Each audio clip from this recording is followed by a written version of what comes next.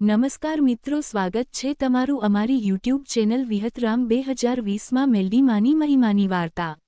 એક સમયની વાત છે, ગુજરાતની પવિત્ર ધરતી પર આવેલું એક નાનું ગામ હતું। આ ગામના લોકો સાદા, શ્રદ્ધાળુ અને મહેનતી હતા। એ ગામમાં સૌ કોઈ મેલડી માને પોતાની કુળદેવી તરીકે પૂજતા। માન્યતા હતી કે જ્યાં મેલડી માની કૃપા હોય ત્યાં ક્યારેય અન્ન, ધન કે સુખની કમી રહેતી નથી।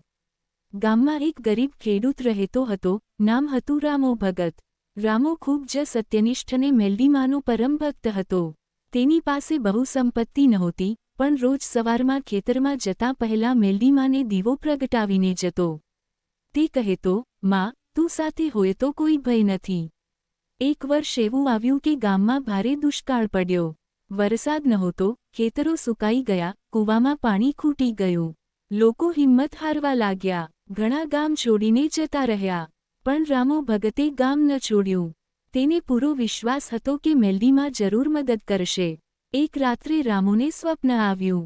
સ્વપ્નમાં એક તેજસ્વી સ્વરૂપ દેખાયું। લાલ ચૂંદડી, હાથમાં ત્રિશૂલ અને આંખોમાં અપાર કરુણા।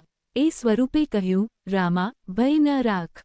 ગામના ઉત્તર દિશામાં જે સૂકું તળાવ છે ત્યાં ખોદકામ કરાવ, ત્યાંથી જળ નીકળશે। સવાર થતાં જ રામો ગામના વડીલો પાસે ગયો અને સ્વપ્નની વાત કરી।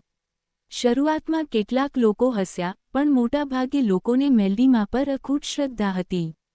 બધા મળીને ખોદકામ શરૂ કર્યું।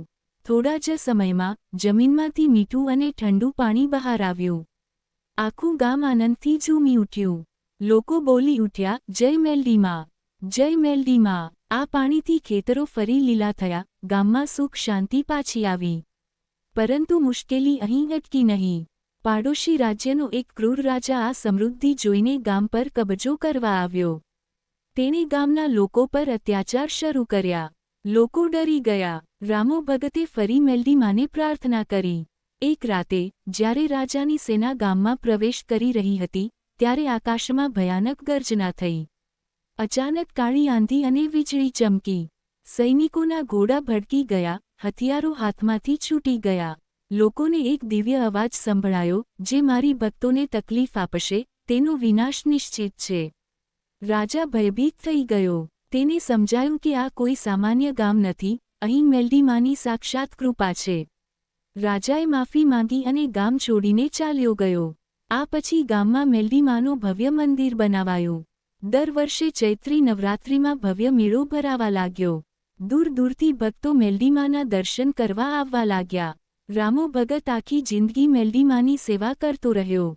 તે હંમેશા કહેતો, મેલડી માં ફક્ત ચમત્કાર નથી કરતી, પણ ભક્તોના દિલમાં હિંમત અને વિશ્વાસ જગાવે છે। આજ સુધી માન્યતા છે કે જે સચ્ચા મનથી મેલડી માને યાદ કરે, જે દુઃખમાં પણ વિશ્વાસ ન છોડે, તેના જીવનમાંથી અંધકાર દૂર થઈ જાય છે। આ વિડિયો પસંદ આવ્યો હોય તો એક લાઇક અને સબસ્ક્રાઇબ કરવી ભૂલતા નહીં।